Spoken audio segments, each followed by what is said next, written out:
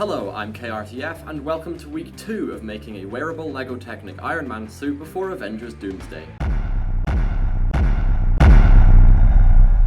So last week I showed you all the helmet, and I thought I'd start this week by just going into a little bit more detail about the helmet and the different Technic processes I've used to make it. The design for the helmet started with the ring around the neck. I thought I should start at the bottom of the model and kind of work my way up. I just felt like that would be the most logical way to do it. And also if I start with the neck, then once I've got the ring made around there, then it's kind of self-supporting on my head and I don't need to be balancing it or anything as I work. So I started with the ring there and then just built it up from the bottom around there until I got to the chin, at which point once I had that sort of base structure I then worked my way up the back of the helmet, which is really quite simple in design. It's just a lot of big panels held together with a lot of angled connectors. So these universal joints here were incredibly helpful for the back because while they don't provide an exact secure angle, they can create any sort of shape you want, any natural flowing shape like the back of the head, and then once I had the correct angle it was just held in with all the other different panels around that you see.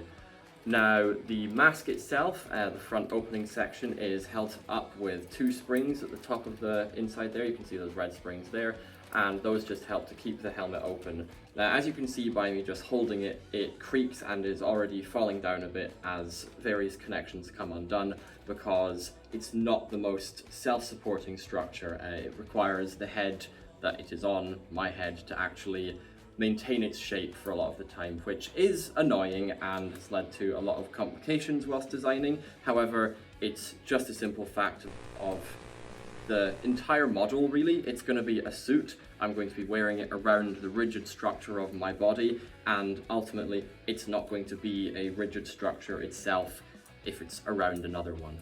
Now to get the mask on and off, it is all these parts along the side and the front of the jaw which actually open. Now there's a few different connection points that hold that in place which need to be undone. So firstly is this little universal joint here up at the top of the cheek, which just comes off like that. And then down at the bottom of the neck here, it's this tan beam, which is then just removed like that, and then this white beam that slides out from there. And those are all the different connection points which are detached for putting the mask on, and I'll just repeat those on the other side. So it's the universal joint out there, and then it's the tan one out there, which detacts from 2 different places. You've got the blue pin at the back there, and this brown axle at the front. Both of them come off, and then just slide it out of that axle there. And now you can see, if I just lift the helmet open a bit, that entire front jaw just hinges open and leaves a much larger space which can fit my whole head into it. Now when I'm actually wearing the mask, the only bit of that I don't put back together again are the universal joints up here, because there's really no need for them. They maintain the shape of the mask when it is not on my head, but as soon as my head is in there, they are doing absolutely nothing because the physical sides of my head are keeping it all together.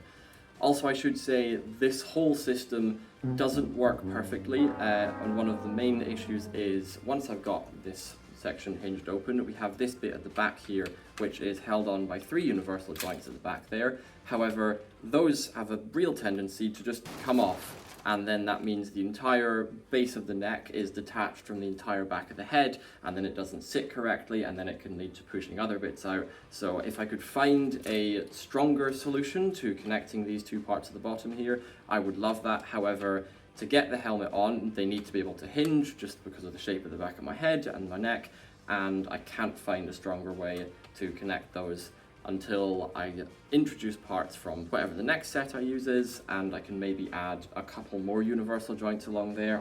Feasibly, there's probably space for another 4, which should increase the clutch power a lot along there, and I'm hoping that that'll be enough to secure that section. But enough about all that, let's get on to the progress that I've actually made this week.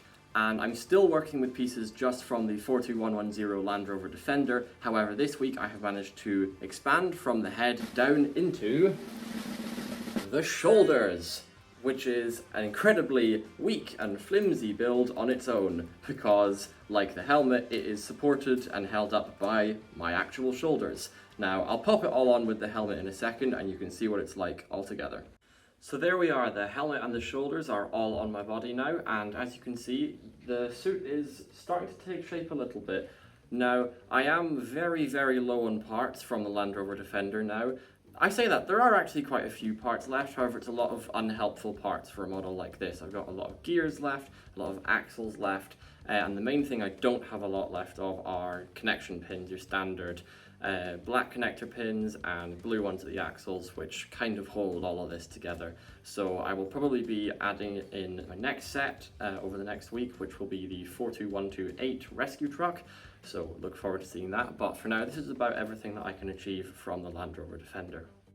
Now, in terms of how this is all connected together, the helmet is connected to the shoulders in 4 connection points. So at the bottom of the neck here, you've got those white panels, and then you've got these beams running down it there, and at the bottom there, that is one connection point. And then at the back, there's another, you can see the big olive beam coming in there, and then it's connected to a connector just at the back of the neck there.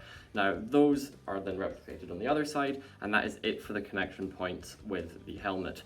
This is because it's already a bit of a pain to get on and off, because the shoulders have to go on first, then the helmet goes on top of it, connect all the helmet up, then connect the shoulders to the helmet, and unfortunately I just don't quite have as much mobility as I used to, because that's about as high as I can lift my shoulders before it starts hitting with pieces. So I might modify things in the future to enable that to work better, but for now this is just where we are with that. Overall though, I am still happy with the amount of mobility I can get. My neck doesn't really move, but that was never really a plan for the model, I'll be honest. I can still turn my entire upper body, so there's not really any point in needing to turn my neck specifically. I can still lift my shoulders a bit, like enough to get my hands in and around there, and like my fingers and stuff, so I can do enough, as well as I can then cross it over as well. There's a lot of movement out the front, which is nice. Now, like this entire model, the shoulders are not done now. As you can see, there are quite a lot of holes, especially out the back. I filled in the middle bit a bit just to provide some support whilst I was designing it when it's off my body. It provides a slightly rigid structure that I can then work off of when it's not on me, because as you can imagine, it's quite difficult to work on it when it's on me and it's on my back. But you know, there's a lot still to come. There's a lot of holes to be filled in, and that will happen as I introduce more sets and I come back and I know what I'm doing a bit more. I'm still very new to all this. I've got months and months of more work to do on all of it.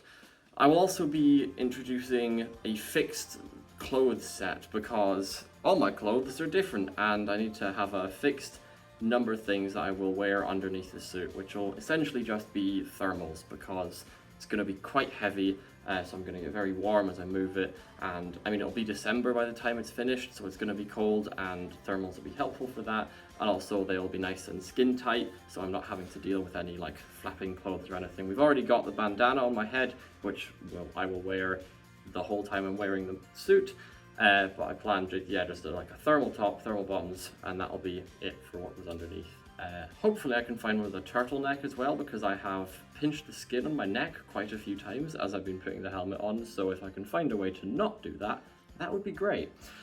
But yeah, this is about it for this week. There's not much to go into because the shoulders are not particularly exciting. It's certainly not as exciting as like an opening and closing mask as the first week, because they are just a rigid feature, which are, you know, rigid.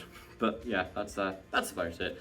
For next week, I plan to probably just continue to work down body. I want to have like the whole torso, or at least down to like my hips kind of space. I want to have that all done before I start trying to work on the arms, just because I feel like it'll be easiest to do the arms separately and then have a couple of flexible connection points, some form of like artificial Lego skin or something that connects them under the shoulders. I just don't know exactly as of yet. However, the plan is to do the entire torso, get that all fixed on before I then move on to the arms and then the legs. How long that's going to be, I don't know. But that's going to do for this week. I'm recording this on Friday morning, so I've got to quickly go edit this afternoon and hopefully get it out to you this evening. Make sure to subscribe to stay tuned both here on the YouTube, follow me on Instagram, and follow my WEARABLE to stay up to date with all Lego stuff that I do over now until December and beyond. That's all for now, and I'll see you later.